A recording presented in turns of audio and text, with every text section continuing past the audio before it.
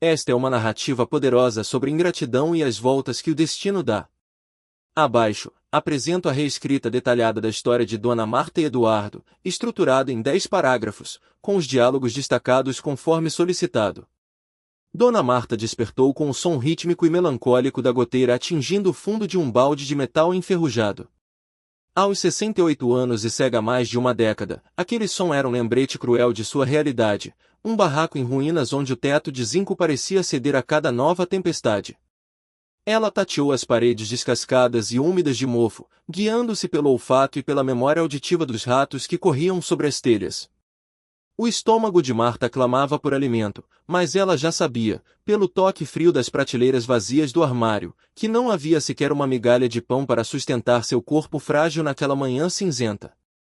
Sentada em uma cadeira de plástico rachada, ela mergulhou em um mar de memórias dolorosas, questionando como a vida de uma mulher que sacrificou tudo para formar um médico de elite terminar em tal miséria. Marta limpara chãos, lavara roupas para fora e passara noites em claro para que Eduardo estudasse nas melhores instituições do país. Ele prometera, com a voz doce da infância, que lhe daria um palácio. Hoje, porém, ela vivia um pesadelo constante, perguntando-se em que momento o filho que ela amamentara se transformará no estranho gélido que habitava as colunas sociais da alta sociedade paulistana. O silêncio da manhã foi quebrado pela chegada de Conceição, a vizinha de coração generoso que era o único elo de Marta com a humanidade. Ao entrar e notar a palidez da idosa, a amiga perguntou com carinho como ela havia passado a noite. Marta, com a voz embargada, respondeu: "Bom dia, minha filha. Passei a noite em oração, pedindo a Deus que toque o coração do meu Eduardo para que ele se lembre que ainda tem uma mãe." Conceição sentiu uma onda de indignação percorrer seu corpo, sabendo que, do outro lado da cidade, o tal médico desfrutava de banquetes em sua cobertura de luxo enquanto a mãe definhava. Incapaz de conter sua revolta, Conceição desabafou enquanto colocava 2 pães franceses sobre a mesa capenga. "Dona Marta, com todo o respeito, que tipo de filho é esse? O homem é um cirurgião famoso, rico, viaja o mundo. E a senhora está aqui sem um centavo para o remédio ou para a comida. Isso não é ocupação, é falta de caráter." Marta baixou o rosto, as lágrimas escorrendo pelos olhos sem luz. Mesmo no abismo do abandono, o instinto materno a impelia a proteger sua cria, buscando justificativas frágeis para o injustificável, tentando manter viva a imagem do menino que um dia a amou. A idosa tentou argumentar, a voz trêmula defendendo o algoz: "Ele deve estar muito ocupado, Conceição. A vida de um médico é feita de plantões intermináveis e grandes responsabilidades. Eduardo sempre foi muito focado no trabalho." A vizinha, porém, não aceitou a desculpa, retrucando prontamente: "Ocupado demais para mandar um sustento. Ocupado demais para uma ligação de 5 minutos. Ele cresceu tanto que acabou esquecendo o caminho de casa e as mãos que o ajudaram a subir."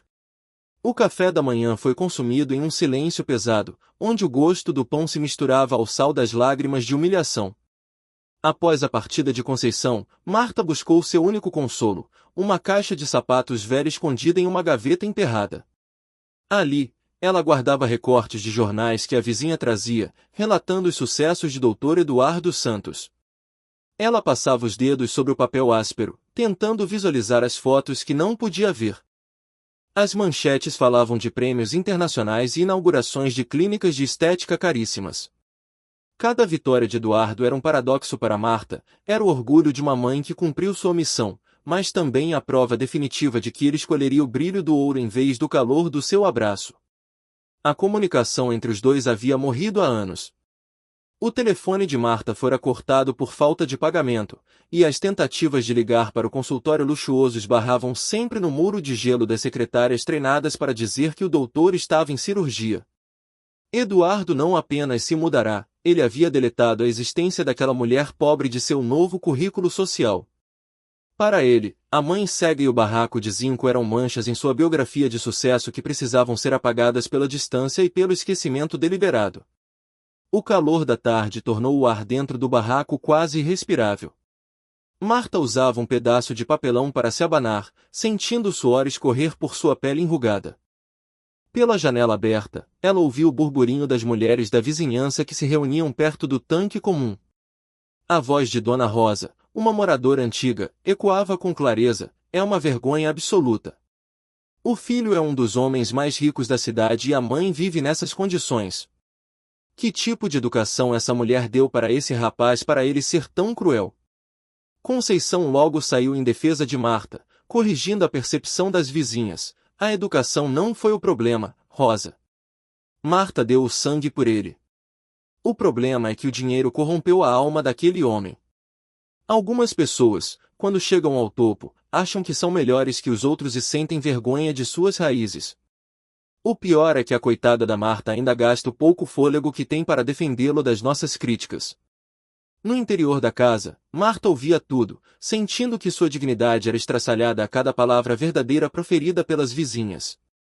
Marta recolheu-se ao seu quarto, abraçando a caixa de recortes contra o peito. Ela sabia que a lição da vida ainda estava por vir para Eduardo, pois o destino tem formas irônicas de cobrar as dívidas do coração. Enquanto o sol se punha, ela sussurrou uma última prece, não por comida ou por uma casa nova, mas para que, um dia, seu filho recuperasse a visão da alma, antes que fosse tarde demais para pedir perdão. Ela não sabia, mas o relógio do destino já começava a girar, preparando um cenário onde o médico arrogante descobriria que, sem amor e gratidão, toda a sua riqueza não passava de cinzas ao vento. Esta narrativa continua a explorar o abismo moral entre a pobreza de Dona Marta e a opulência fria de Eduardo, detalhando o contraste entre suas vidas antes do colapso inevitável. Abaixo, o texto reescrito em 10 parágrafos, com os diálogos destacados em negrito e aspas, conforme solicitado. Dona Marta ouvia as vozes das vizinhas se dispersarem, cada palavra de Dona Rosa ecoando como um martelo em sua alma ferida. Esses dias ela estava dizendo que o filho deve estar ocupado demais para visitar. Ocupado demais para lembrar que tem mãe, ocupado demais para mandar um centavo. Exclamava a mulher com desprezo. Marta sentiu o rosto queimar de vergonha, sabendo que sua miséria era o espetáculo da vizinhança. Ela se refugiou no quarto, deitando-se na cama cujas molas rangiam como um lamento, abraçando a única foto que possuía de Eduardo, um recorte de revista onde ele sorria, impecável em um smoking, alheio à existência da mulher que o trouxera ao mundo. Asterisco asterisco, acariciando o papel gasto, ela sussurrou com uma ternura que desafiava a lógica da dor: Eduardo, meu filho querido, se você soubesse como eu preciso de você. A noite caiu trazendo consigo o frio úmido que atravessava as frestas das paredes. Marta cobriu-se com um cobertor furado, o mesmo que a acompanhava há 5 invernos, e fechou os olhos para sua oração habitual. Ela não pedia riqueza, apenas que Deus tocasse o coração daquele homem para que ele se lembrasse do amor que um dia os uniu. Do lado de fora, a chuva recomeçava, e o som da goteira no balde era a trilha sonora de uma vida esquecida pelo mundo, mas que ainda pulsava em esperança. Asterisco asterisco, enquanto Marta sonhava com dias melhores, o despertador importado de Eduardo Santos soava em uma cobertura luxuosa em Moema. O ambiente cheirava a café gourmet e sucesso. Aos 42 anos, ele desfrutava de um santuário de 500 metros quadrados, com vista panorâmica para a metrópole que ele sentia ter conquistado. Ao se levantar da cama king size, ele olhou para as luzes da cidade com um sorriso de superioridade. Para Eduardo, o passado era uma ferida cicatrizada que ele não permitia que ninguém tocasse, ele era o arquiteto de seu próprio império e nada poderia derrubá-lo de seu trono de mármore e vidro. Sua esposa, Priscila, entrou no quarto com a elegância de quem nunca conheceu a escassez. Ela perguntou suavemente: Bom dia, amor. Dormiu bem? Ao que ele respondeu com um beijo protocolar: Perfeitamente. E você? Como foi a reunião do clube ontem à noite? Priscila mencionou um jantar beneficente para arrecadar fundos para crianças carentes, sugerindo: Pensei que você poderia participar como médico voluntário. O rosto de Eduardo se contraiu em um esgar de desdém. Para ele, caridade era uma perda de tempo que não gerava lucro, e ele logo descartou a ideia com uma desculpa polida: vou ver se consigo encaixar na agenda. Você sabe como é corrido. Eduardo preparou-se para o dia como quem veste uma armadura. Banho demorado, colônia francesa e um terno italiano cujo valor alimentaria a Vila de Marta por anos. Ele era a personificação do Dr. Eduardo Santos, o homem que venceu sozinho. Ao entrar em sua BMW preta, ignorou o caos do trânsito, focando-se em sua agenda de cirurgias plásticas e reuniões com investidores. O consultório nos jardins era uma extensão de seu ego, luxo, seguranças e uma recepção que cheirava a dinheiro novo. Nada ali lembrava o cheiro de mofo e o som da goteira que castigavam sua mãe naquele exato momento. Ao entrar em sua sala de mogno, sua secretária Silvia o aguardava com uma expressão hesitante. Bom dia, doutor. Tenho alguns recados. A senhora Beatriz confirmou às 10 e os exames da dona Margarete chegaram. Mas tem uma coisa, ela fez uma pausa, medindo as palavras. Que coisa? Perguntou Eduardo, já impaciente. Silvia engoliu em seco antes de continuar. Uma senhora ligou 3 vezes ontem à tarde. Disse que precisava falar urgentemente com o senhor. Ela insiste que é sua mãe. O silêncio que se seguiu foi gélido, carregado de uma fúria contida que fez Silvia recuar um passo. Asterisco asterisco, a reação de Eduardo foi explosiva, seus punhos batendo contra a mesa cara. Quantas vezes eu já disse para você não aceitar esse tipo de ligação? Eu não tenho mãe, nunca tive e não quero mais ser incomodado com isso. Silvia, assustada, tentou argumentar, mas, doutor, ela parecia muito desesperada. A resposta dele veio como uma chicotada de arrogância e crueldade. Desesperada ou não, não é problema meu. Silvia, se essa mulher ligar novamente, diga que o número mudou, que me mudei para outro país. Invente qualquer coisa, mas não quero mais ser perturbado por esse fantasma. Asterisco asterisco, não contente com a ordem, ele exigiu uma mudança drástica para garantir que seu mundo perfeito permanecesse isolado. Mude meu número do consultório hoje mesmo. Quero um número novo que ninguém tem acesso. Eduardo sentia uma irritação profunda. Para ele, aquelas ligações eram ataques à sua identidade construída. Ele queria apagar os traços de sua origem humilde como se fossem manchas em um tecido caro. Para o doutor Eduardo, aceitar a existência de Marta era aceitar que ele viera do nada, e seu ego inflado não permitia tal vulnerabilidade. Asterisco asterisco, sua primeira paciente foi Dona Beatriz, uma viúva de 80 anos em busca de sua 5ª cirurgia plástica. Eduardo a recebeu com o sorriso ensaiado de um vendedor de ilusões, tratando-a com a deferência que lhe negava a própria progenitora. Enquanto explicava os procedimentos técnicos, ele anunciou o valor. Serão 40 mil reais pela cirurgia, Dona Beatriz. Um investimento na sua autoestima. Para ele, aquele valor era trivial, uma fração do que ele gastava em jantares, enquanto Marta, a poucos quilômetros dali, contava os minutos para que Conceição trouxesse um pão dormido. Asterisco asterisco, o dia prosseguiu entre bisturis e vaidades, com Eduardo sentindo-se invencível em sua torre de marfim. Ele não sabia que a vida, em sua justiça silenciosa, estava tecendo uma teia que nenhum cirurgião poderia cortar. Enquanto ele ignorava os apelos de uma mãe cega e faminta, o destino preparava o golpe que desmancharia sua máscara de sucesso. A lição estava sendo montada nos bastidores da realidade, e Eduardo descobriria, da maneira mais devastadora possível, que o sangue que ele tentava negar seria o único que restaria quando o brilho do ouro finalmente se apagasse. Esta narrativa atinge o seu ápice emocional ao confrontar a farsa social de Eduardo com a dor dilacerante do desprezo materno. Abaixo, apresento a reescrita detalhada em 10 parágrafos, com os diálogos destacados em negrito e aspas, conforme solicitado. Dona Beatriz, enquanto assinava o contrato da cirurgia, olhou para Eduardo com uma curiosidade gentil e perguntou sobre sua vida pessoal. Doutor, o senhor é casado? Tem filhos? Seus pais devem ter muito orgulho de ter um filho médico, não é? Eduardo sentiu o desconforto familiar subir pela garganta como um veneno, mas sua máscara de sucesso não vacilou. Ele respondeu com a mentira que havia ensaiado exaustivamente ao longo dos anos. Sou casado, sim, mas filhos ainda não. Quanto aos meus pais, infelizmente são falecidos, perdi os dois muito jovem. A paciente, tocada por uma genuína simpatia, lamentou, que pena. Deve ter sido muito difícil conquistar tudo isso sozinho.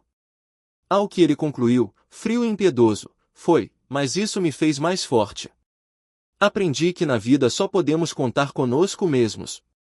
Sozinho no consultório, Eduardo permitiu-se um momento de contemplação egocêntrica, olhando para os diplomas e prêmios que decoravam as paredes de mármore. Cada objeto ali era um troféu de sua guerra contra o passado. O silêncio foi interrompido pelo toque de seu celular. Era Priscila, sua esposa, trazendo um questionamento que o fez gelar. Amor, minha mãe quer conhecer seus pais. Ela notou que em 15 anos juntos, você nunca mencionou nenhum parente. Ela acha estranho você não ter ninguém. Eduardo sentiu o suor frio brotar em sua testa enquanto reafirmava a farsa. Priscila, você sabe que sou filho único de pais que também eram filhos únicos. Não sobrou ninguém, sou apenas eu. Ele percebeu a desconfiança na voz dela, um sinal de que as rachaduras em sua história estavam começando a aparecer. O restante do dia de Eduardo foi preenchido por uma eficiência cirúrgica e reuniões de negócios milionárias. Ele fechou um contrato de R$ 2 milhões para sua nova clínica, sentindo-se o senhor do seu destino. No entanto, ao retornar para casa, encontrou Priscila com um semblante sério, lendo uma revista sem realmente prestar atenção.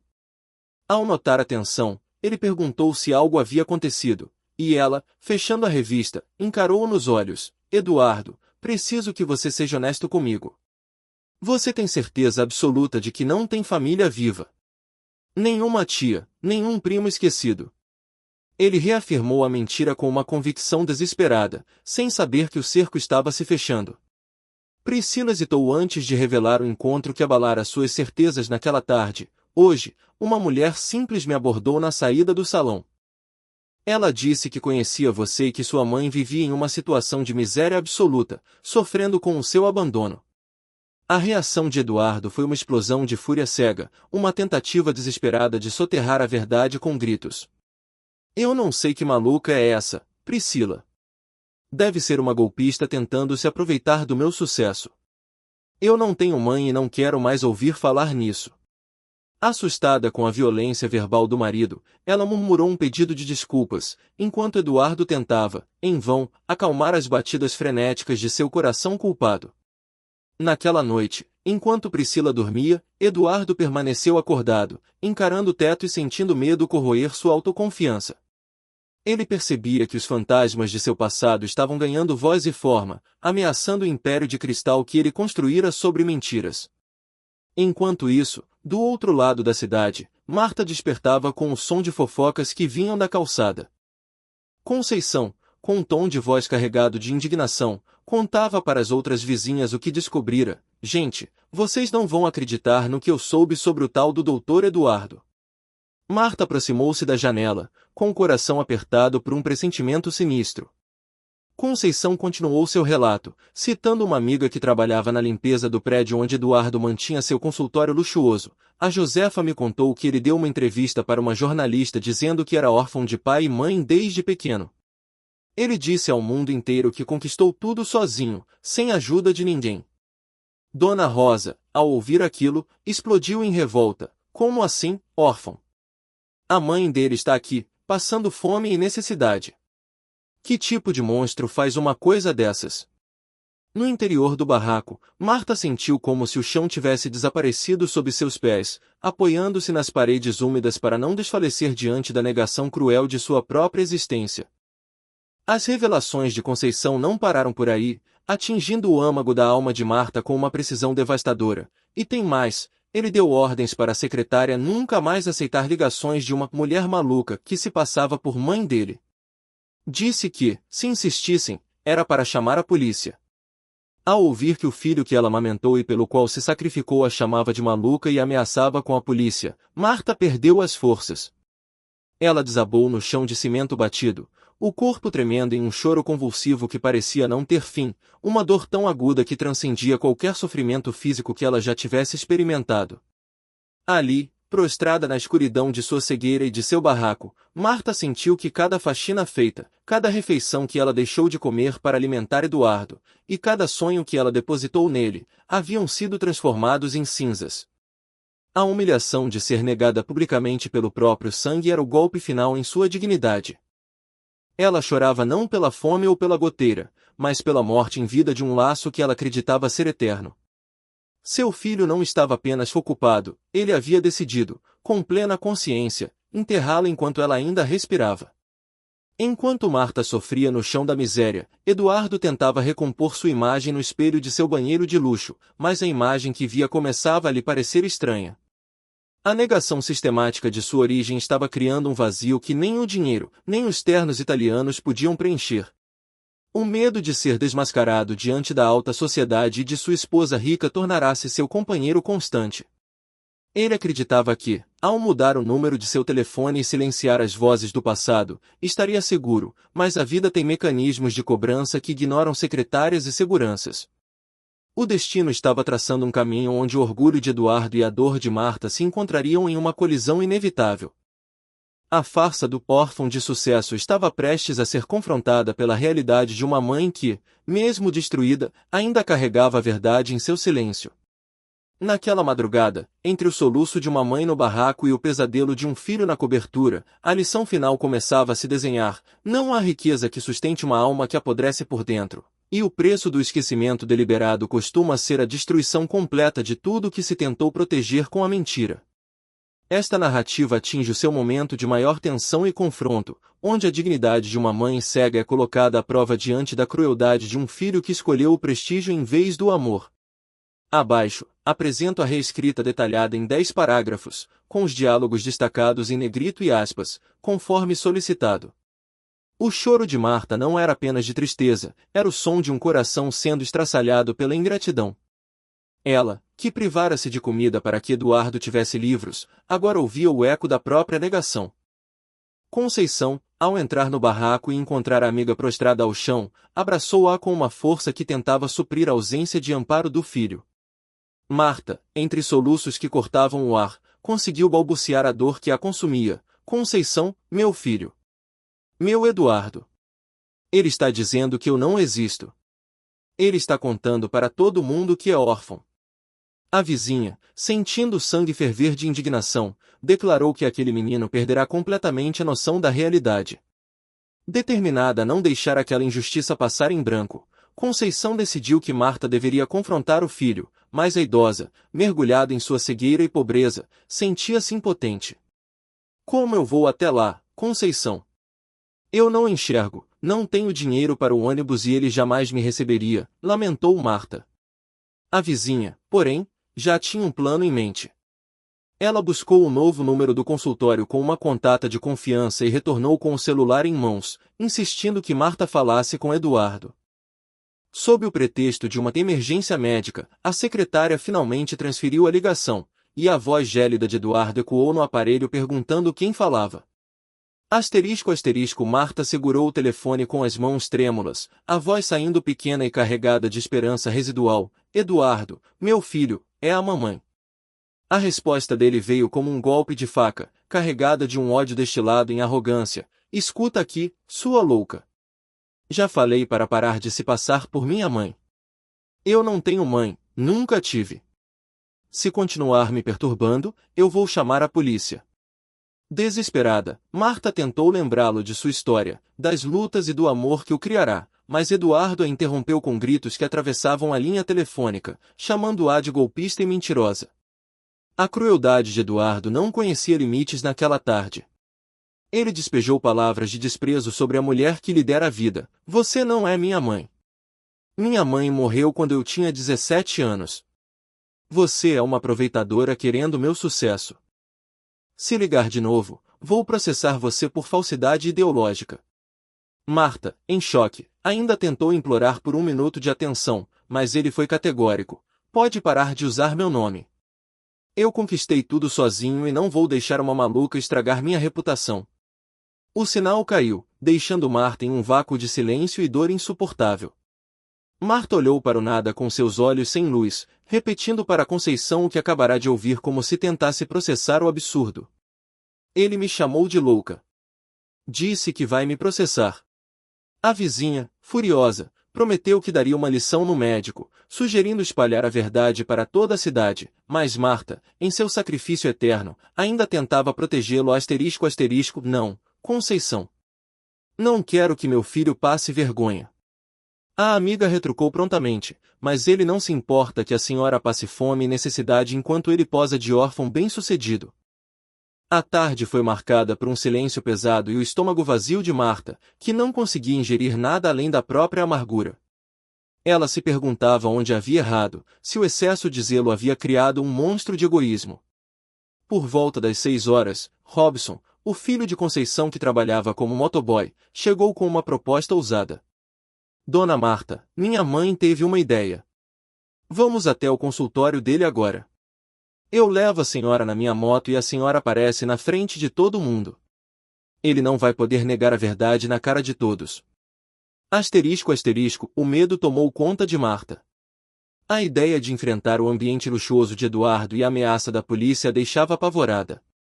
Ela olhou para suas roupas humildes e disse: como eu vou num lugar desses com esse chinelo furado e essa roupa velha? Conceição, firme em seu propósito de justiça, respondeu com sabedoria: a senhora vai do jeito que está, porque é assim que uma mãe abandonada fica. Quando as pessoas virem a senhora, entenderão exatamente quem é o Eduardo de verdade e a máscara dele vai cair. Vencida pelo cansaço e pela necessidade de olhar, mesmo sem ver, para o filho uma última vez, Marta aceitou o desafio. Robson ajudou-a a subir na garupa da moto, e os dois partiram em direção ao bairro nobre dos Jardins. O trajeto foi um turbilhão de emoções para a idosa, o vento em seu rosto parecia levar as últimas cinzas de sua esperança, enquanto o medo do escândalo apertava seu peito.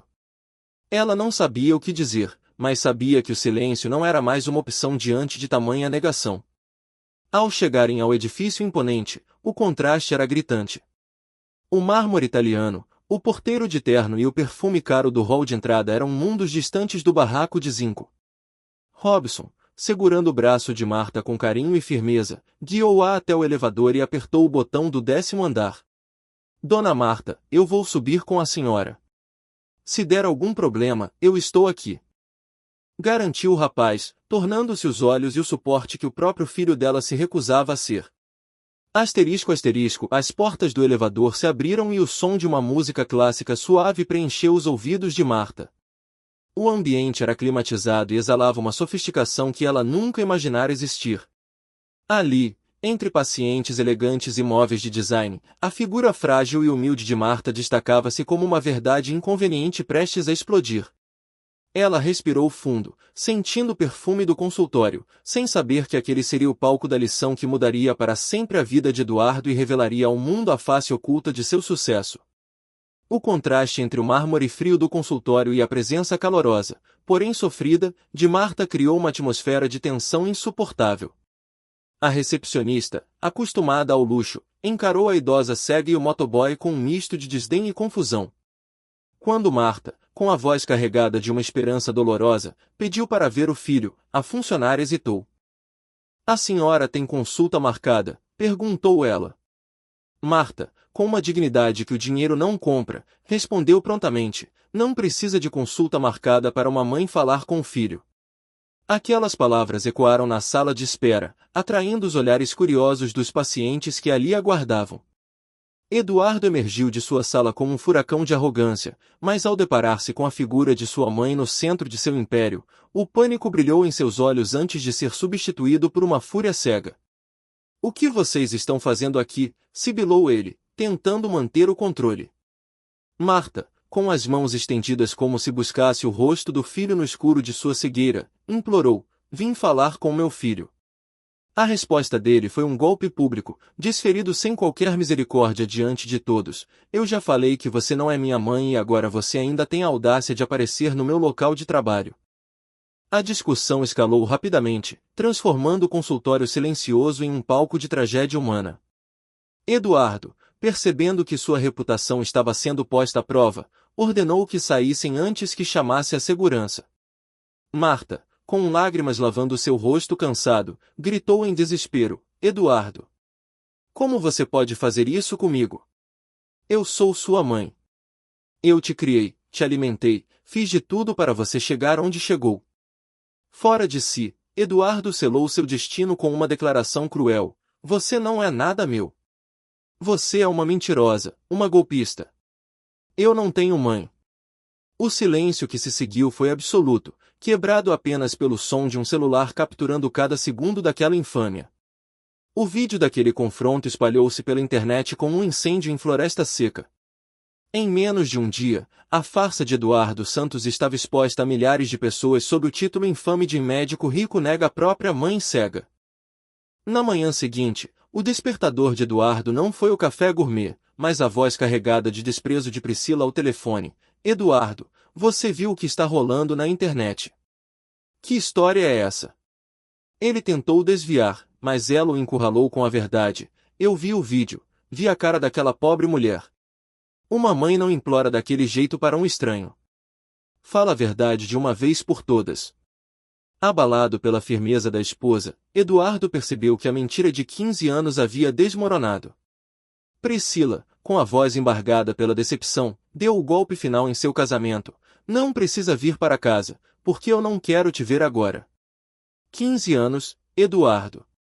E você mentiu sobre uma coisa tão básica quanto ter mãe ou não ter. Ao desligar, ele mergulhou nos comentários do vídeo viralizado, lendo frases que o descreviam como um ser desprezível e um médico de rico sem alma. O mundo que ele construiu sobre o esquecimento de suas raízes estava começando a ruir sob seus pés. Ao chegar ao prédio de seu consultório, o ar de superioridade de Eduardo foi recebido com silêncio e olhares enviesados. O porteiro, outrora subserviente, agora o cumprimentava com um tom seco e gélido. No elevador, o confronto com seu colega, Dr. Henrique, foi o termômetro do seu novo status social. Henrique não hesitou em questionar: Eduardo, aquela senhora do vídeo é ou não é sua mãe? Eduardo gaguejou sobre ser uma longa história, mas o colega o interrompeu com asco: se for, cara, você acabou de se tornar a pessoa mais desprezível que eu conheço. Você é um covarde que teve vergonha da própria origem. Dentro de seu próprio escritório, a situação era um pesadelo logístico e moral. Silvia, sua secretária, mostrava-lhe as telas cheias de cancelamentos e solicitações de imprensa. Doutor, o vídeo já tem mais de 100.000 visualizações. Programas de TV e rádios querem saber a versão do senhor sobre o que aconteceu ontem, relatou ela, visivelmente constrangida. Eduardo, sentindo o cerco se fechar, deu ordens desesperadas: cancela todos os compromissos de hoje e não aceita mais nenhuma ligação. Cancela tudo. Eu preciso resolver essa situação. A crise atingiu um patamar incontrolável quando grandes influenciadores digitais começaram a usar sua imagem como exemplo de crueldade humana. Eduardo assistiu, paralisado, a uma influenciadora com milhões de seguidores comentar: gente, vocês viram esse vídeo do médico que nega a própria mãe? Eu estou chocada. Como pode existir um ser humano tão cruel? Cada repostagem era um prego no caixão de sua carreira. Pacientes de elite, que antes faziam fila por suas mãos habilidosas, agora associavam seu nome à desumanidade e ao abandono materno. Enquanto Eduardo se escondia em seu escritório de mármore, as consequências de seus atos batiam à porta. Ele tentava imaginar uma saída, um pedido de desculpas público ou uma nota oficial, mas como explicar a negação sistemática de uma mãe viva? A farsa do órfão batalhador havia sido sua maior construção e agora era sua maior ruína. O medo de perder o luxo, o respeito e a esposa transformará o cirurgião confiante em um homem acuado, que finalmente percebia que nenhuma fortuna poderia comprar o perdão de uma cidade inteira que agora o odiava. O destino de Eduardo Santos estava selado pelo Tribunal da Opinião Pública e pelo peso de sua própria consciência. A lição que a vida lhe reservara estava apenas começando, e o preço de ter vergonha das mãos que o sustentaram seria a perda de tudo que ele valorizava. Enquanto ele chorava de raiva e medo em sua poltrona de couro, Marta, em seu barraco simples, recebia o carinho de estranhos tocados por sua dor. A verdade, nua e crua, havia finalmente atravessado os portões dos jardins para cobrar uma dívida de amor que Eduardo jamais se preocupou em pagar. O escândalo digital cresceu como uma onda incontrolável, transformando a vida de Eduardo em um campo de destroços. Os stories de grandes influenciadores, carregados de indignação, já acumulavam centenas de milhares de visualizações, expondo o contraste repugnante entre o luxo do médico e a miséria da mãe. A coitada da senhora cega, humilde, implorando para o filho reconhecê-la e o cara gritando que ela é golpista. Meu Deus, que nojo, diziam as postagens que viralizavam a cada segundo. Eduardo tentou desesperadamente contatar Priscila, mas o silêncio dela era o prelúdio da tempestade que o aguardava no apartamento de Moema. Ao entrar em casa, Eduardo encontrou o cenário que mais temia, malas abertas e Priscila decidida a partir. Em um gesto de desespero, ele questionou o que ela estava fazendo, recebendo uma resposta cortante: "Estou indo para a casa da minha mãe. Preciso de um tempo para pensar." Ele tentou balbuciar uma explicação, mas ela o interrompeu com uma fúria legítima: "Explicar o quê, Eduardo? Que você mentiu para mim durante 15 anos. Que você negou a existência da sua própria mãe e a deixou passar necessidade enquanto vive nesse luxo." Acuado, Eduardo tentou justificar sua covardia como uma estratégia de ascensão social, revelando a profundidade de seu preconceito contra as próprias origens. "Você não entende, Priscila. Eu tive que fazer isso para chegar onde cheguei. Se eu contasse que vinha da periferia, que minha mãe era pobre, ninguém ia me levar a sério." Confessou ele. Priscila, encarando-o com um desprezo que doía mais que qualquer agressão física, rebateu: "Então você escolheu negar a mulher que te criou. Eu me apaixonei por quem eu pensei que você era, mas você é um mentiroso, um filho desnaturado." A despedida de Priscila foi um espelho cruel da alma de Eduardo, revelando que o amor que ele pensava ter construído era tão frágil quanto sua farsa. "Sabe o que mais me dói? É saber que se eu tivesse ficado pobre um dia, provavelmente você teria me abandonado também. Você faz isso com as pessoas que não servem para a sua imagem." Sentenciou ela. Antes de cruzar a porta, ela deixou claro que o tempo de reflexão poderia ser eterno, deixando Eduardo sozinho em uma sala que agora parecia vasta, fria e assustadoramente silenciosa. Sozinho, ele ligou a televisão e viu seu rosto estampado nos telejornais, sendo usado como exemplo de abandono de idosos e falta de valores familiares. O telefone tocou, e era o Dr. Augusto, diretor do hospital, exigindo sua presença imediata. "Eduardo, precisa vir aqui urgente. Temos que conversar", disse o diretor. Ao questionar o motivo, a resposta veio seca: "Você sabe sobre o quê? O hospital está recebendo ligações de protesto e os pacientes não querem ser operados por você. Resolva isso e rápido." No hospital, Eduardo enfrentou o julgamento de seus pares. Augusto foi direto ao ponto, informando sobre a suspensão de suas atividades para proteger a imagem da instituição. "Augusto, não pode fazer isso comigo. Minha carreira." Implorou Eduardo. O diretor, porém, foi implacável: "Sua carreira você mesmo destruiu." Outro colega, Dr. Ricardo, apontou a única saída lógica: "Você vai ter que assumir publicamente que aquela senhora é sua mãe, pedir desculpas e mostrar que vai cuidar dela. Se não fizer isso, nenhum hospital vai querer você." Eduardo saiu do hospital sentindo o peso de um homem que perderá tudo em apenas 24 horas. A esposa se fora, a carreira estava por um fio e ele era o vilão mais odiado do país. À noite, sentado no apartamento vazio, o silêncio o obrigou a confrontar a única verdade que ainda restava. Com as mãos trêmulas e o orgulho em frangalhos, ele discou o número de Conceição. "Alô, Conceição, sou eu, Eduardo. Quero falar com minha mãe", disse ele, com a voz finalmente despida de arrogância. Do outro lado da linha, o silêncio de Conceição foi carregado de significados, até que ela respondeu com uma mistura de mágoa e piedade: "Ah, é o doutor famoso. Ela está aqui do meu lado, chorando desde ontem vendo que estão falando de você. Mesmo depois de tudo, ela ainda está preocupada com você." Eduardo, sentindo o peito apertar como nunca, conseguiu admitir pela primeira vez: "Conceição, eu errei. Errei muito. Posso falar com ela?" A barreira que ele construíra com mármore e mentiras começava a ceder diante da simplicidade de um perdão que ele não merecia. Conceição hesitou, olhando para Marta, que estava sentada em sua cadeira de plástico, rodeada pelo apoio dos vizinhos e de estranhos. "Dona Marta, é seu filho. Ele quer falar com a senhora", sussurrou ela. Marta levantou a cabeça, a esperança lutando contra a dor em seu rosto envelhecido. "Eduardo. Meu Eduardo quer falar comigo?" perguntou ela.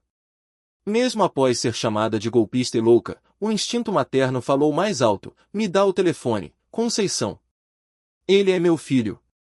O momento do reencontro vocal foi um choque de realidades que desmoronou o que restava do ego de Eduardo. Marta, com a voz embargada e doce, atendeu ao chamado do filho que a negara. Eduardo soluçou do outro lado: mãe, é a senhora mesmo. A resposta de Marta foi o golpe final de misericórdia e amor incondicional: sou eu, meu filho, sua mãe que nunca deixou de te amar, mesmo quando você disse que eu não existia. Naquele instante, Eduardo percebeu que a maior lição não era a perda do dinheiro ou da fama, mas a descoberta de que o único amor real que ele possuía era aquele que ele tentará, inutilmente, apagar. O confronto telefônico entre Eduardo e Marta atingiu um nível de crueza que o médico jamais esperava. Ele acreditava que, ao ligar, encontraria a mesma mulher submissa de sempre, mas deparou-se com uma voz fortalecida pela dor.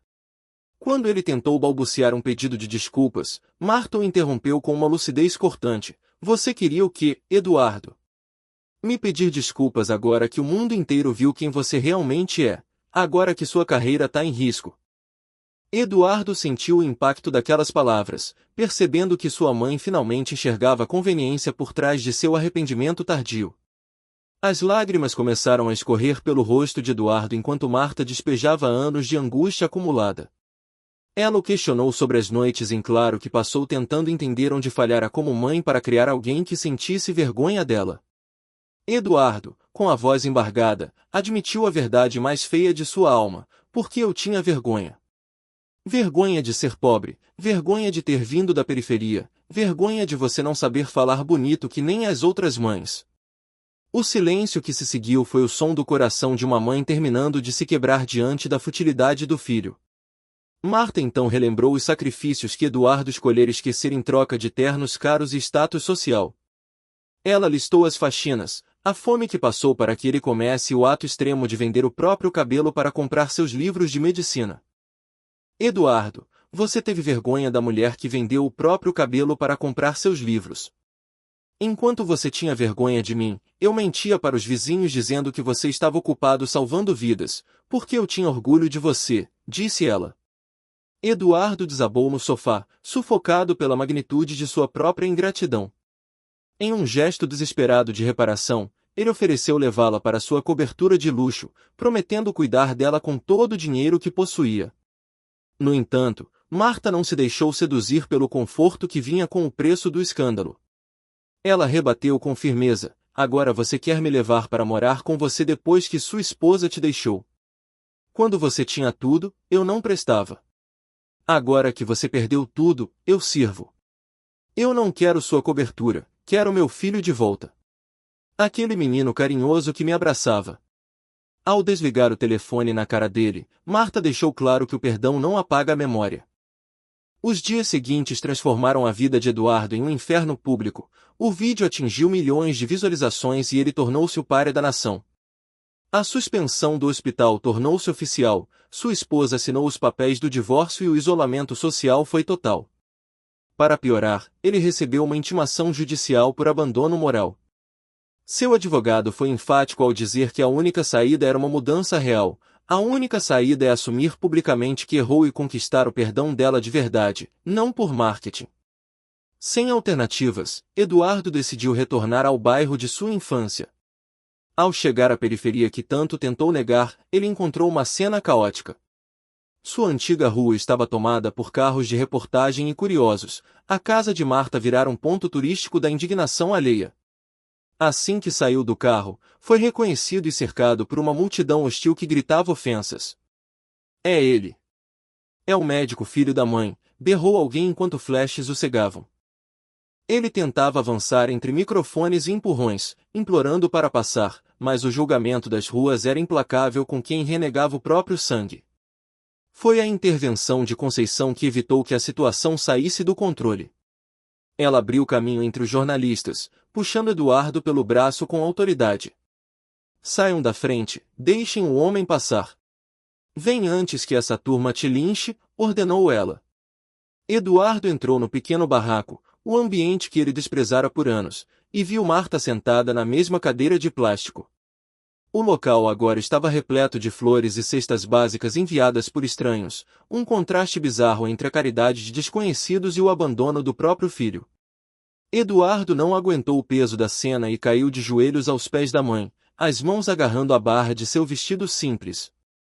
Em um soluço profundo, ele clamou: "Mãe, eu vim te pedir perdão de joelhos, como eu deveria ter feito há muito tempo." Marta permaneceu imóvel por um momento, o rosto voltado para a direção de onde vinha o choro do filho, mas sem proferir uma palavra imediata. Ele continuou, desesperado: "Levanta daí, Eduardo." "Não precisa disso", pediu ela, mas ele insistiu que precisava admitir seus erros diante da única pessoa que importava. O médico, que antes se orgulhava de seus diplomas e títulos, agora se via despido de toda a arrogância. Ele confessou em prantos: "Preciso sim. Preciso porque eu fui o pior filho do mundo. Escolhi uma vida falsa e abandonei a única pessoa que sempre me amou de verdade." Marta ouviu a confissão e, pela primeira vez em anos, sentiu que o homem à sua frente não era o cirurgião plástico famoso e gélido, mas o menino que um dia precisou de seu colo para enfrentar o mundo. Marta estendeu a mão trêmula, tateando o ar até encontrar o rosto de Eduardo. Seus dedos enrugados percorreram as feições do filho, sentindo as lágrimas quentes que lavavam a pele dele. Naquele toque carregado de história, dor e uma fagulha de reconciliação, o silêncio da casa falou mais alto que os gritos da multidão lá fora. Eduardo finalmente entendeu que a maior riqueza que ele poderia possuir não estava em Moema ou nos jardins, mas ali, naquele toque perdoador de uma mãe que, mesmo na escuridão da cegueira, ainda conseguia enxergar a alma ferida de seu filho. O toque das mãos de Marta no rosto de Eduardo foi o primeiro contato real em anos, mas o que ele esperava ser um perdão imediato revelou-se um ultimato de redenção. "Meu filho, meu menino, como você ficou magro", sussurrou ela, sentindo as lágrimas dele. Desesperado, Eduardo implorou: "Mãe, me leva para casa, me ensina a ser seu filho de novo." O abraço que se seguiu selou o reencontro físico, mas o silêncio que tomou conta do pequeno barraco indicava que a reconciliação da alma exigiria um sacrifício muito maior do que meras palavras de arrependimento diante do caos público. Ao se afastarem, Eduardo notou que Marta carregava uma autoridade nova. Ela secou as lágrimas e o encarou com uma firmeza desconhecida. "Você diz que quer ser meu filho de novo, mas eu preciso saber se isso é verdade ou se é só porque sua vida desandou. Jurar é fácil, provar é que é difícil." Quando ele questionou que tipo de prova ela desejava, a resposta foi um golpe direto em sua vaidade: "Quero que você saia lá fora, na frente de todas essas câmeras, e conte toda a verdade sobre como você me abandonou e sentiu vergonha de mim." Eduardo hesitou, temendo o fim definitivo de sua imagem profissional, mas Marta foi implacável ao confrontar sua hipocrisia. "E você acha que eu me importo com sua carreira? Você quer meu perdão ou quer salvar sua imagem? Porque as duas coisas ao mesmo tempo você não vai conseguir", sentenciou ela. Ela deixou claro que, para ser aceito de volta, ele teria que abandonar o luxo dos jardins e retornar à periferia para servir a comunidade que ele havia desprezado. "Vai ter que trabalhar como médico do povo, aqui mesmo, onde eu sempre fui acolhida quando você me abandonou." A força nas palavras de Marta revelava uma mulher que havia descoberto sua própria autossuficiência na dor. "Eu descobri que não preciso de você, Eduardo. Quando você me humilhou, foi o povo daqui que me defendeu. Foram os vizinhos que me deram de comer", afirmou ela, com uma dignidade que o dinheiro jamais comprará. Ela deu ao filho uma escolha binária: a prova real de mudança ou o retorno definitivo para sua vida de mentiras. "Eu passei anos implorando migalhas de atenção sua. Agora quem vai ter que implorar é você." Enquanto a tensão familiar crescia, o mundo exterior continuava a bater à porta. Robson, o filho de Conceição, entrou para avisar que emissoras de TV ofereciam fortunas por uma entrevista exclusiva com a mãe abandonada. Eduardo ficou chocado ao ver que sua tragédia pessoal virara mercadoria, mas Marta foi categórica: "Não quero dinheiro sujo, não quero ganhar em cima da minha dor. Mas se for para contar a verdade e ajudar outras mães, aí eu aceito. Agora não vou me esconder mais." Foi nesse momento de vulnerabilidade total que a porta se abriu para uma visita inesperada. Priscila entrou no barraco, acompanhada de sua mãe, trazendo o choque do mundo de luxo de Eduardo para dentro daquelas paredes de mofo. Priscila, como você soube que eu estava aqui? Perguntou Eduardo, atônito. Ela respondeu com tristeza, metade de São Paulo sabe. Tem helicópteros de TV sobrevoando o bairro. Então essa é a casa onde você nasceu. A realidade da infância dele agora estava nua diante da mulher para quem ele mentira por 15 anos. Para surpresa de todos, Priscila não veio para atacar, mas para reconhecer sua própria falha de percepção. Ela se ajoelhou diante da cadeira de Marta em um gesto de profunda humildade. Dona Marta, eu vim pedir desculpas. Desculpas por ter sido casada há 15 anos com seu filho e nunca ter vindo conhecer a senhora, disse ela, com os olhos marejados. Marta, com a doçura que ainda lhe restava, acariciou o rosto da nora e a confortou. Filha, você não tem culpa de nada. Meu filho que inventou que eu estava morta. Priscila, porém, sentia o peso de sua omissão e o impacto da verdade tardia. Eu deveria ter desconfiado, deveria ter insistido mais, lamentou ela. A mãe de Priscila, observando a cena com seriedade, interveio para focar no propósito daquela visita inesperada no meio do furacão mediático. Priscila, conta para eles por que nós viemos aqui. O silêncio voltou a reinar no cômodo, enquanto Eduardo aguardava, sabendo que o que seria dito a seguir mudaria o curso de sua queda definitiva ou de seu recomeço. A presença de Priscila ali simbolizava a colisão final entre a farsa que Eduardo sustentara e a realidade humana que ele tentará enterrar. O luxo dos jardins agora se ajoelhava diante do chão de cimento batido da periferia. Eduardo olhava para as três mulheres, sua mãe, sua esposa e sua sogra, e percebia que sua vida nunca mais voltaria ao que era.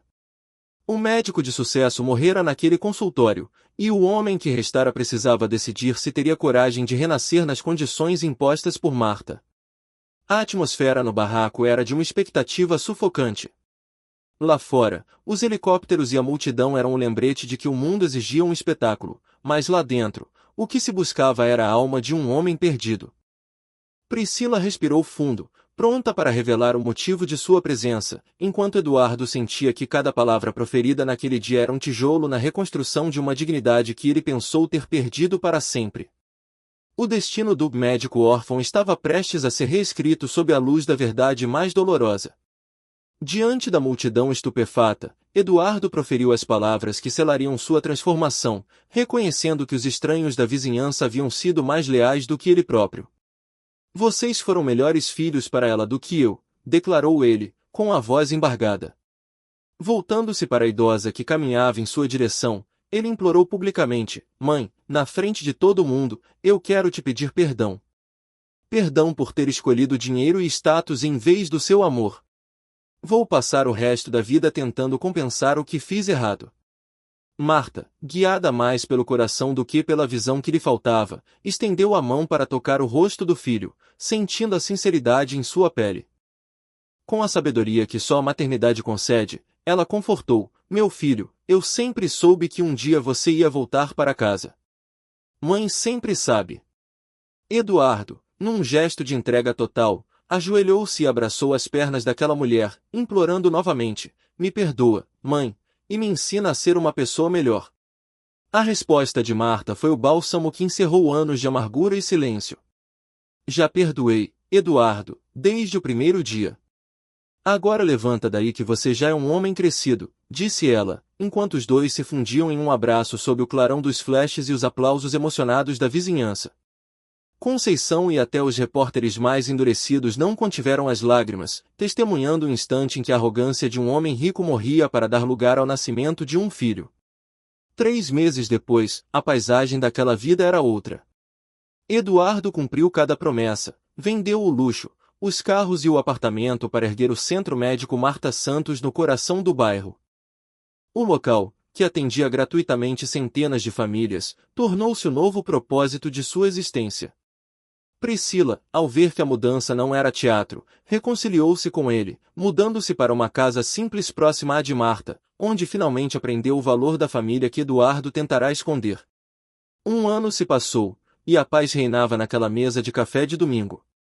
Marta, com um sorriso sereno, compartilhou uma reflexão profunda com o filho. Sabe, às vezes eu agradeço a Deus por tudo o que aconteceu. Porque se você nunca tivesse me negado, talvez nunca teria descoberto quem você realmente é por dentro. Eduardo, agora livre do peso da mentira, sorriu de volta. A senhora sempre foi a pessoa mais forte que eu conheço. A resposta de Marta foi a síntese de sua jornada, e você sempre foi um bom menino. Só estava perdido. Mas todo filho perdido uma hora volta para casa. Naquela mesma tarde, o telefone tocou. Era um jovem médico, inspirado pela história de Eduardo, que decidirá abandonar a estética de luxo para trabalhar no sistema público e cuidar da própria mãe. Eduardo percebeu que sua dor e seu erro haviam se transformado em semente para outros. Ao olhar pela janela, Eduardo viu a mãe regando as flores no quintal, cantarolando uma melodia de paz. Ele compreendeu que levará 42 anos para aprender que o sucesso sem família é apenas uma solidão disfarçada de prestígio. Ele levantou-se, foi até o jardim e a abraçou por trás, sussurrando, "Te amo, mãe." Ela, sem hesitar, respondeu, "Eu também te amo, meu filho, para sempre." Naquela casa simples na periferia de São Paulo, o título de doutor tornou-se secundário ao título de filho. Eduardo descobriu que a verdadeira medicina não cura apenas corpos, mas também as feridas da alma através da humildade. Marta, por sua vez, provou que o amor materno é a única força capaz de vencer o orgulho mais ferrenho, servindo de bússola para quem se perdeu no caminho da vaidade. A lição que a vida aplicara valerá mais que qualquer diploma internacional ou prêmio acadêmico. Eduardo entendeu que não importa quão alto alguém chegue, o chão que sustenta os pés é feito das raízes que nos alimentaram. O brilho dos jardins não se comparava à luz que emanava do rosto de sua mãe agora que ela não era mais um segredo vergonhoso, mas o centro de sua honra. Assim, a história de um filho que negou a mãe terminou com a redenção de um homem que encontrou a si mesmo na simplicidade. Família, ele finalmente aprendeu, não é apenas uma questão de sangue, mas de ter o mesmo coração batendo no mesmo ritmo de gratidão. Eduardo não era mais apenas um médico bem-sucedido, ele era, acima de tudo, um homem que voltará para casa.